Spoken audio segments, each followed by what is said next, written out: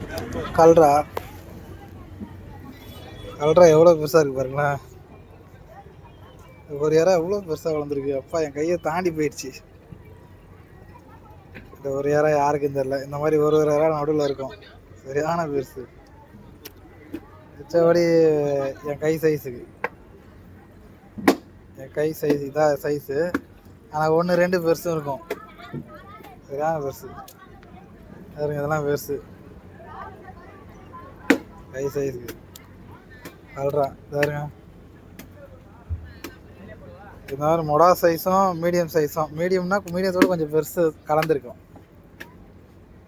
வலையில பிடிக்க சொல்ல அப்படி மாட்டிருக்கு போல். ஒரே ஈவனாக மாட்டல. செம்மையாக இருக்கும் கல்றா. இதுலேயே 1.5 வரும். அதை விட கல்றா டேஸ்ட்டு. அது ரேட்டை கூடையாக இருப்பாப்புல.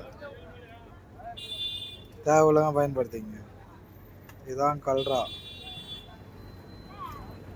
கடலை இப்படி ஒரு இறா. காசிமேட்டில் இது பேர். இது உங்கள் ஊரில் என்ன பேருன்னு தெரியல இந்த இறாக்கு.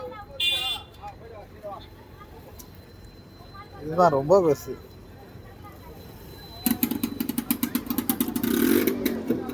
தேவையில்லாம பயன்படுத்தி